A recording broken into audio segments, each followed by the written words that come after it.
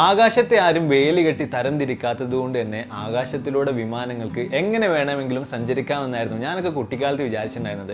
എന്നാൽ കാര്യങ്ങൾ അങ്ങനെയൊന്നുമല്ല. ആകാശത്തും അതിൻ്റെതായിട്ടുള്ള അതിർത്തികളുണ്ട്. ഇതിനും അപ്പുറത്തേക്ക് മുകളിലൂടെ വിമാനങ്ങൾ പറക്കുന്നത് പൂർണ്ണമായിട്ടും നിരോധിച്ചിട്ടുള്ള സ്ഥലങ്ങൾ വരെ നമ്മുടെ ഈ ഭൂമിയിലുണ്ട്. ഉദാഹരണത്തിന് മക്കയിലെ കഅബ. അപ്പോൾ ഇതുപോലെ തന്നെയുള്ള വിമാനങ്ങൾ മുകളിലൂടെ പറക്കുന്നത് പ്രൊഹിബിറ്റ് ചെയ്തിട്ടുള്ള, അതേപോലെ തന്നെ റെസ്ട്രിക്റ്റ് ചെയ്തിട്ടുള്ള 10 സ്ഥലങ്ങളും അതിനുള്ള പ്രോപ്പർ ആയിട്ടുള്ള കാരണങ്ങളുമാണ് നമ്മൾ ഇന്നത്തെ ഒരു വീഡിയോയിലൂടെ നോക്കാൻ പോകുന്നത്. Welcome back to AFWORLD, AFLU here.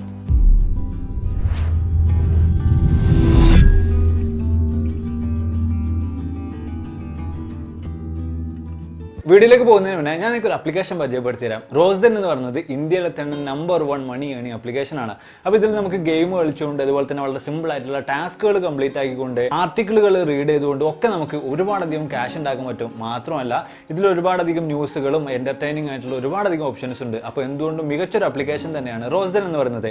അപ്പോൾ താഴത്തുള്ള നമ്മുടെ ലിങ്ക് വഴി നിങ്ങൾ കയറുകയാണെങ്കിൽ 25 രൂപ അപ്പോൾ തന്നെ നിങ്ങൾക്ക് സൈനപ്പ് ബോണസ് ആയിട്ട് കിട്ടുന്നുണ്ട്.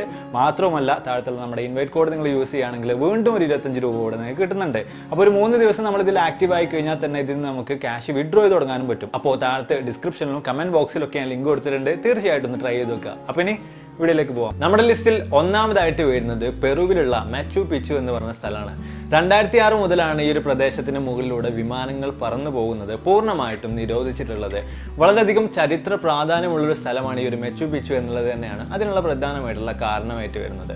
15ാം നൂറ്റാണ്ടിൽ ജീവിച്ചിട്ടുണ്ടായിരുന്ന ഇൻക എന്ന പേരുള്ള സിവിലൈസേഷനിൽ ഉണ്ടായിരുന്ന ആളുകളാണ് ഇവിടെയുള്ള കെട്ടിടങ്ങളും മറ്റും നിർമ്മിച്ചിട്ടുള്ളതെന്നാണ് പറയപ്പെടുന്നത്. 1911 കാലഘട്ടങ്ങളിലാണ് ഈ ഒരു സ്ഥലത്തെ കുറിച്ചിട്ട് അറിയുന്നത്, അല്ലെങ്കിൽ ഈ ഒരു സ്ഥലം കണ്ടെടുക്കുന്നത്. അപ്പോൾ ഈ ഒരു പ്രദേശത്തിന് മുകളിലൂടെ വിമാനങ്ങൾ പാറിപ്പോകുന്ന സമയത്ത് എന്തെങ്കിലും ഒരു അപകടം സംഭവിച്ചിട്ട് നേരെ ഈ ഒരു പ്രദേശത്തേക്ക് വീണ് കഴിഞ്ഞാൽ ഇത്രയധികം ചരിത്ര പ്രാധാന്യമുള്ള ഒരു സ്ഥലം പൂർണ്ണമായിട്ടും നശിച്ചു പോകും. അപ്പോൾ അങ്ങനെ ഇല്ലാതിരിക്കാൻ വേണ്ടിയിട്ട്, അത് സംഭവിക്കാതിരിക്കാൻ വേണ്ടിയിട്ട് മാത്രമാണ് ഈ ഒരു പ്രദേശത്തുകൂടെ വിമാനങ്ങൾ പറന്നു പോകുന്നത് പൂർണ്ണമായിട്ടും നിരോധിച്ചിട്ടുള്ളത്. നമ്മുടെ ലിസ്റ്റിൽ രണ്ടാമതായിട്ട് വരുന്നത് ഫ്രാൻസിന്റെ തലസ്ഥാനമായിട്ടുള്ള പാരീസ് ആണ്. പാരീസ് എന്ന് കേൾക്കുമ്പോൾ തന്നെ നമ്മുടെ മനസ്സിലേക്ക് ആദ്യം ഓടി വരുന്ന ഒരു ചിത്രം ഈഫൽ ടവറിൻ്റെതായിരിക്കും. അപ്പോൾ ഓരോ വർഷവും ആയിരക്കണക്കിന് ടൂറിസ്റ്റുകളാണ് ഈഫൽ ടവർ കാണാൻ വേണ്ടി മാത്രമായിട്ട് ഫ്രാൻസിലേക്കും പാരീസിലേക്കും ഒക്കെ വന്നുകൊണ്ടിരിക്കുന്നത്. അപ്പോൾ ഈ വക കാരണങ്ങൾ കൊണ്ട് തന്നെയാണ് ഈ ഒരു പാരീസിന് മുകളിലൂടെ എയർക്രാഫ്റ്റുകൾ പറക്കുന്നത് നിരോധിച്ചിട്ടുള്ളത്. അതിൽ തന്നെ 6500 അടിക്ക് താഴെ പറക്കുന്നത് മാത്രമേ നിരോധിച്ചിട്ടുള്ളൂ. അതിന് മുകളിൽ പറക്കുന്നതിന് യാതൊരു വിധത്തിലുള്ള പ്രശ്നങ്ങളുമില്ല. അപ്പോൾ ഇവിടെ വരുന്ന ആളുകളുടെ സേഫ്റ്റിയും അതുപോലെ തന്നെ ഈഫൽ ടവറൊക്കെ കണക്കാക്കിയിട്ടാണ് ഇത്തരത്തിലുള്ള ഒരു നിരോധനം ഇവിടെ വന്നിട്ടുള്ളത്. പക്ഷേ പാരീസിൽ നമ്മൾ ചെന്ന് കഴിഞ്ഞാൽ വളരെ താഴ്ന്നുകൊണ്ട് ഒരുപാട് ഹെലികോപ്റ്ററുകൾ പറക്കുന്നതായിട്ട് നമുക്ക് കാണാൻ കഴിയും. അതെങ്ങനെയാണെന്ന് വെച്ച് കഴിഞ്ഞാൽ എമർജൻസി സർവീസിനുള്ളതും അതുപോലെ തന്നെ പോലീസിൻ്റെതായിട്ടുള്ള ഹെലികോപ്റ്ററുകൾ മാത്രമാണ് ഇത്തരത്തിൽ താഴ്ന്നുകൊണ്ട് പാരീസിന് മുകളിലൂടെ പറക്കുന്നത്. ബാക്കിയുള്ള എല്ലാവിധ എയർക്രാഫ്റ്റുകളെയും ഈ ഒരു 6500 ഫീറ്റിന് താഴെ പറക്കുന്നത് പൂർണ്ണമായിട്ടും പാരീസിൽ നിരോധിച്ചിരിക്കുകയാണ്. നമ്മുടെ ലിസ്റ്റിൽ മൂന്നാമതായിട്ട് വരുന്നത് ക്യൂബയാണ്. പുറത്തു നിന്നുള്ള ഒരു എയർക്രാഫ്റ്റിന്, അഥവാ ഒരു ഫോറിൻ എയർക്രാഫ്റ്റിന് ക്യൂബയുടെ മുകളിലൂടെ പറന്നു പോകാൻ കുറച്ചൊരു പാടാണ്. കാരണം ക്യൂബ എന്ന് പറയുന്നത് പ്രൊഹിബിറ്റഡ് ആയിട്ടുള്ള ഒരു ഏരിയ അല്ല എങ്കിൽ പോലും റെസ്ട്രിക്റ്റഡ് ആയിട്ടുള്ള ഒരു ഏരിയ ആണ്. അപ്പോൾ ഇതിലൂടെ നമ്മൾ ഒരു ഫോറിൻ എയർക്രാഫ്റ്റിന് കടന്നു പോകണമെങ്കിൽ അതിൻ്റെതായിട്ടുള്ള ഒരുപാടധികം പെർമിഷൻസ് നമ്മൾ ആദ്യം തന്നെ മുൻകൂട്ടി തന്നെ മേടിക്കേണ്ടതുണ്ട്. അപ്പോൾ ഇതൊക്കെ കിട്ടിക്കഴിഞ്ഞാൽ മാത്രമേ നമുക്ക് ക്യൂബയുടെ മുകളിലൂടെ കടന്നു പോകാൻ പറ്റുള്ളൂ. ക്യൂബ അവരുടെ സേഫ്റ്റിക്ക് പ്രാധാന്യം നൽകുന്നത് കൊണ്ടാണ് ഇത്തരത്തിലുള്ള ഒരു കാര്യം അവിടെ ഏർപ്പാടാക്കിയിട്ടുള്ളത്. എന്നാൽ പോലും നമ്മൾ ക്യൂബയിൽ ചെന്ന് കഴിഞ്ഞാൽ ഒരുപാടധികം വിമാനങ്ങൾ ക്യൂബയുടെ ആകാശത്തൂടെ പറക്കുന്നതായിട്ട് കാണാൻ കഴിയും. അതെങ്ങനെയാണെന്ന് ചോദിച്ചു കഴിഞ്ഞാൽ അത് മുഴുവനും ഡൊമസ്റ്റിക് ഫ്ലൈറ്റുകളായിരിക്കും. ഡൊമസ്റ്റിക് ഫ്ലൈറ്റുകൾക്ക് യാതൊരു വിധത്തിലുള്ള ഇത്തരത്തിലുള്ള റെസ്ട്രിക്ഷൻസും ഇല്ല. ഡൊമസ്റ്റിക് ഫ്ലൈറ്റുകൾക്ക് എങ്ങനെ വേണമെങ്കിലും പോകാം. പക്ഷേ ഫോറിൻ ഫ്ലൈറ്റുകളെ മാത്രമാണ്, ഫോറിൻ എയർക്രാഫ്റ്റുകളെ മാത്രമാണ് ക്യൂബയിൽ അവരെ നിരോധിച്ചിട്ടുള്ളത്, റെസ്ട്രിക്ട് ചെയ്തിട്ടുള്ളത്. നമ്മുടെ ലിസ്റ്റിൽ നാലാമതായിട്ട് വരുന്നത് ഗ്രീസിലുള്ള ഏതൻസിലുള്ള പാർത്തനോൺ എന്ന പേരുള്ള ഒരു ടെമ്പിൾ ആണ്. എദേന എന്ന പേരുള്ള ഗ്രീക്ക് ദേവതയുടെ ഒരു അമ്പലം അല്ലെങ്കിൽ ഒരു ടെമ്പിളാണ് ഈ ഒരു പാർത്തനോൺ എന്ന് പറയുന്നത്. BC 432 ഈ ഒരു ടെമ്പിൾ നിർമ്മിച്ചിട്ടുള്ളതെന്നാണ് പറയപ്പെടുന്നത്. അപ്പോൾ എത്രത്തോളം പഴക്കമുള്ളൊരു വസ്തുവാണ് ഈ ഒരു പാർത്തനോൺ എന്നുള്ളത് നിങ്ങൾക്ക് ഊഹിക്കാവുന്നതേ ഉള്ളൂ. അപ്പോൾ ഈ ഒരു പ്രദേശത്തു കൂടെയും ഈ പറഞ്ഞതുപോലെ തന്നെ വിമാനങ്ങൾ പറക്കുന്നത്, വിമാനങ്ങൾ അല്ലെങ്കിൽ എയർക്രാഫ്റ്റ് എന്ന് പറയുമ്പോൾ മുഴുവനായിട്ട് എല്ലാം പെടുന്നുണ്ട്. വിമാനങ്ങളും അതുപോലെ തന്നെ ജെറ്റുകളാണെങ്കിലും ഹെലികോപ്റ്ററുകളാണെങ്കിലും മുഴുവനായിട്ടും അതിൽ പെടുന്നുണ്ട്. അപ്പോൾ ഈ ഒരു പ്രദേശത്തിന് മുകളിലൂടെയും 5000 ഫീറ്റിന് താഴെ കൂടെ എയർക്രാഫ്റ്റുകൾ പറക്കുന്നത് പൂർണ്ണമായിട്ടും നിരോധിച്ചിട്ടുണ്ട്. അതും ഈ പറഞ്ഞതുപോലെ തന്നെ വളരെയധികം ചരിത്ര പ്രാധാന്യമുള്ളൊരു വസ്തു എന്ന നിലയ്ക്ക് തന്നെയാണ് ഇതിലൂടെ വിമാനങ്ങൾ പറക്കുന്നത് നിരോധിച്ചിട്ടുള്ളത്. നമ്മുടെ ലിസ്റ്റിൽ നാലാമതായിട്ട് വരുന്നത് അയർലൻഡിലെ ഡബ്ലിനിലുള്ള ഫിനിക്സ് പാർക്കാണ്. ഒരു പാർക്കിന് മുകളിലൂടെ എയർക്രാഫ്റ്റ് എയർക്രാഫ്റ്റ് പാറിക്കഴിഞ്ഞാൽ എന്താണ് ഇത്ര വലിയ പ്രശ്നം എന്നാണ് നിങ്ങൾ ചിന്തിക്കുന്നതെങ്കിൽ ഫിനിക്സ് പാർക്ക് എന്ന് പറയുന്നത് വെറും ഒരു പാർക്ക് എന്ന പേരിൽ മാത്രം തള്ളിക്കളയാൻ അല്ലെങ്കിൽ ഒതുക്കി വെക്കാൻ പറ്റിയ ഒന്നല്ല. യൂറോപ്പിലെ തന്നെ ഏറ്റവും വലിയ പാർക്കാണ് ഈ ഒരു ഫിനിക്സ് പാർക്ക് എന്ന് പറയുന്നത്. മാത്രമല്ല ഡബ്ലിൻ സൂ എന്ന് പറയുന്ന വളരെയധികം പ്രശസ്തമായിട്ടുള്ള സൂ ഉള്ളതും ഈ ഒരു പാർക്കിൽ തന്നെയാണ്. മാത്രമല്ല വളരെയധികം കെയർ ചെയ്തുകൊണ്ട് വളരെയധികം പരിപാലിച്ചുകൊണ്ടാണ് ഈ ഒരു സ്ഥലത്തെ ഈ ഒരു അയർലൻഡ് ഗവൺമെന്റ് കൊണ്ടു നടക്കുന്നത്. അവരിപ്പോൾ യുനെസ്കോയുടെ പൈതൃക പട്ടികയിലൊക്കെ ഒരു സ്ഥലത്തെ ഉൾപ്പെടുത്താനുള്ള പരിപാടികൾ കാര്യമായിട്ട് നോക്കിക്കൊണ്ടിരിക്കുകയാണ്. അപ്പോൾ അതുകൊണ്ടൊക്കെ തന്നെയാണ് ഈ ഒരു പാർക്കിന് മുകളിലൂടെ എയർക്രാഫ്റ്റുകൾ പറന്നു പോകുന്നത് അയർലൻഡ് ഗവൺമെന്റ് പൂർണ്ണമായിട്ടും നിരോധിച്ചിട്ടുള്ളത്. നമ്മുടെ ലിസ്റ്റിൽ 6ാമതായിട്ട് വരുന്നത് പാകിസ്ഥാനിലുള്ള ഇസ്ലാമാബാദിലുള്ള കോൺസ്റ്റിറ്റ്യൂഷൻ അവന്യൂ ആണ്. അപ്പോൾ ഇതിന് മുകളിലൂടെയും വിമാനങ്ങൾ എയർക്രാഫ്റ്റുകളൊക്കെ പറക്കുന്നത് പൂർണ്ണമായിട്ടും നിരോധിച്ചിരിക്കുകയാണ്. എന്താണ് അതിനുള്ള കാരണം എന്ന് വെച്ച് കഴിഞ്ഞാൽ ഭയം, പേടി എന്നൊക്കെ വളരെ സിമ്പിൾ ആയിട്ട് നമുക്ക് പറയാൻ കഴിയും. കാരണം ഈ ഒരു കോൺസ്റ്റിറ്റ്യൂഷൻ അവന്യൂവിന് കീഴിലായിട്ടാണ് ഇവരുടെ പാകിസ്ഥാനിൽ ഒരുപാടധികം ഗവൺമെന്റ് സ്ഥാപനങ്ങളൊക്കെ വരുന്നത്. അതേപോലെ തന്നെ ഇവരുടെ ഒരുപാടധികം ഗവൺമെന്റ് എംപ്ലോയികളൊക്കെ ജീവിച്ചുകൊണ്ടിരിക്കുന്നതും ഇതിന് ചുറ്റുഭാഗത്തുമായിട്ടാണ്. അപ്പോൾ ഈ ഒരു പ്രദേശത്തിന് കാര്യമായിട്ട് എന്തെങ്കിലും ഒരു അപകടം സംഭവിച്ചു കഴിഞ്ഞാൽ അത് പാകിസ്ഥാനെ മുഴുവനായിട്ടും ബാധിക്കുന്ന രീതിയിലേക്ക് മാറും. അപ്പോൾ അതുകൊണ്ട് തന്നെയാണ് ഈ ഒരു പ്രദേശത്ത് കൂടെ എയർക്രാഫ്റ്റുകൾ പറത്തുന്നത് പൂർണ്ണമായിട്ടും പാകിസ്ഥാൻ ഗവൺമെന്റ് നിരോധിച്ചിട്ടുള്ളത്. നമ്മുടെ ലിസ്റ്റിൽ 7ാമതായിട്ട് വരുന്നത് റഷ്യയുടെ തലസ്ഥാനമായിട്ടുള്ള മോസ്കോ ആണ്. 1960 മുതൽ 2013 വരെ ഈ ഒരു പ്രദേശത്ത് കൂടെ, അതായത് മോസ്കോയുടെ മുകളിലൂടെ എയർക്രാഫ്റ്റുകൾ പറക്കുന്നത് പൂർണ്ണമായിട്ടും നിരോധിച്ചിട്ടുണ്ടായിരുന്നു. അതിനുള്ള കാരണമായിട്ട് അവർ പറഞ്ഞിട്ടുണ്ടായിരുന്നത് ഞങ്ങളുടെ സിറ്റിസൺസിന്റെ സുരക്ഷയെ കണക്കാക്കിയിട്ടും അതുപോലെ തന്നെ ഇവിടെയുള്ള ഞങ്ങളുടെ ഗവൺമെന്റ് ഓഫീസുകളുടെ ഒക്കെ സുരക്ഷയെ കണക്കാക്കിയിട്ടാണ് ഇത് ചെയ്തിട്ടുള്ളതെന്നാണ്. പക്ഷേ കാര്യങ്ങൾ ഇങ്ങനെയൊക്കെയാണെങ്കിലും 2013 കൂടിയിട്ട് ഇവരുടെ ഈ ഒരു പൂർണ്ണമായിട്ടുള്ള നിരോധനത്തിന് ചെറിയ രീതിയിലുള്ള ഒരു ഇളവ് ഇവർ നൽകിയിട്ടുണ്ട്. ഇപ്പോഴത്തെ കറണ്ട് സിറ്റുവേഷനിൽ നമ്മൾ നോക്കുകയാണെങ്കിൽ 26,500 അടിക്ക് താഴെ ഈ ഒരു പ്രദേശത്ത് കൂടെ പറന്നത് മാത്രമേ പ്രൊഹിബിറ്റ് ചെയ്തിട്ടുള്ളൂ. അപ്പോൾ അതിന് മുകളിലുള്ള ഉയരത്തിൽ, അതായത് 26,500 അടിക്ക് മുകളിൽ നമ്മൾ ഈ ഒരു പ്രദേശത്ത് കൂടെ എയർക്രാഫ്റ്റുമായിട്ട് പോവുകയാണെങ്കിൽ യാതൊരു വിധത്തിലുള്ള പ്രശ്നങ്ങളുമില്ല. നമ്മുടെ ലിസ്റ്റിൽ 8ാമതായിട്ട് വരുന്നത് ശ്രീലങ്കയാണ്.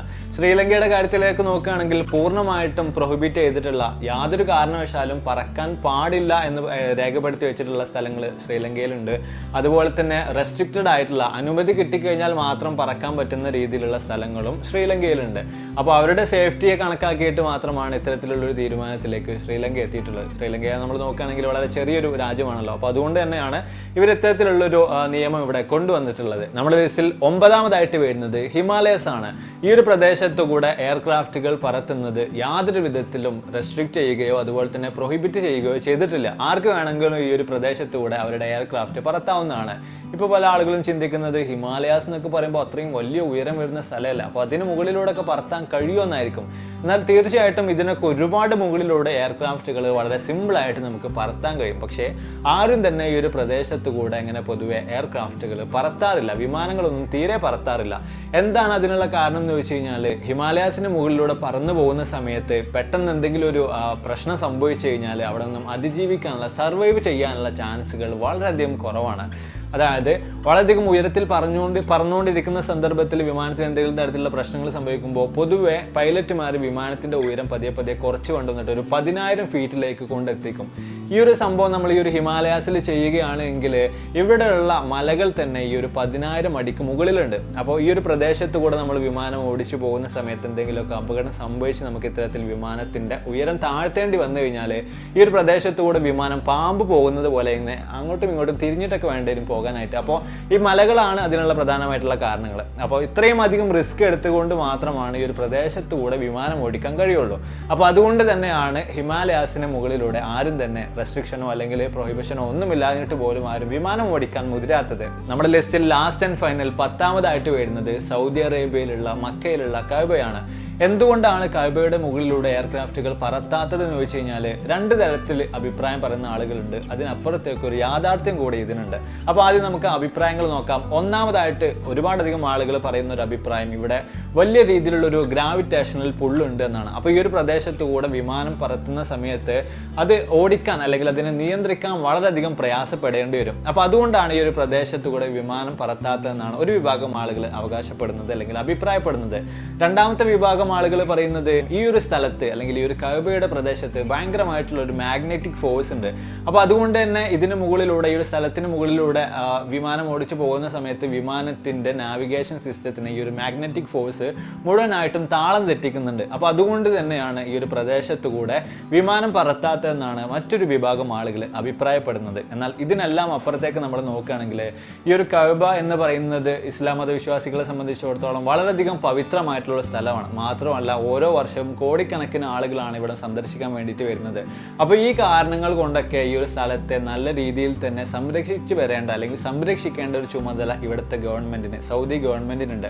അപ്പോൾ അതിന്റെ ഭാഗമായിട്ടാണ് എയർക്രാഫ്റ്റുകൾ കഅബയുടെ മുകളിലൂടെ പറക്കുന്നത് പൂർണ്ണമായിട്ടും നിരോധിച്ചിട്ടുള്ളത്. എന്നാൽ പോലും കഅബയുടെ പരിസര പ്രദേശത്തൂടെയൊക്കെ പല ഹെലികോപ്റ്ററുകളൊക്കെ പറക്കുന്നതായിട്ട് പലരും കണ്ടിട്ടുണ്ടാവും. അതെങ്ങനെയാണെന്ന് വെച്ച് കഴിഞ്ഞാൽ മുമ്പ് നമ്മൾ ഒരു പാരീസിന്റെ കാര്യം പറഞ്ഞതുപോലെ തന്നെ അടിയന്തര സാഹചര്യങ്ങളിൽ എമർജൻസി സിറ്റുവേഷനിൽ പറക്കുന്നതും അതുപോലെ തന്നെ പോലീസിന്റെ ഹെലികോപ്റ്ററുകളൊക്കെ മാത്രമാണ് ഈ ഒരു പ്രദേശത്തൂടെ ഇങ്ങനെ പറക്കുന്നത്. അപ്പോൾ എന്തായാലും നമ്മളെ വീഡിയോ ജസ്റ്റ് വൈൻഡ് അപ്പ് ചെയ്യാണ്. വീഡിയോ തീർച്ചയായിട്ടും നിങ്ങൾക്ക് ഇഷ്ടപ്പെട്ടു കാണുമെന്ന് വിചാരിക്കുന്നു. അതിനപ്പുറത്തേക്ക് ഒരുപാട് തരത്തിലുള്ള പുതിയ അറിവുകൾ കൂടെ ഈ ഒരു വീഡിയോയിലൂടെ നിങ്ങൾക്ക് ലഭിച്ചു എന്ന് തന്നെ കരുതുന്നു. അപ്പോൾ നമ്മൾ ഈ ഒരു 10 സ്ഥലങ്ങളെ കുറിച്ച് പറഞ്ഞതിൽ ഏത് കാര്യമാണ് നിങ്ങൾക്ക് വളരെയധികം ഇൻട്രസ്റ്റിംഗ് ആയിട്ട് തോന്നിയത് എന്നതിനെ കുറിച്ചിട്ട് തീർച്ചയായിട്ടും താഴെ കമന്റ് ചെയ്യുക. അപ്പോൾ ഇതിൽ നല്ല ഒരുപാടധികം വീഡിയോസുകളുമായിട്ട് കണ്ടുമുട്ടാവുന്ന പ്രതീക്ഷയോടെ ബൈ.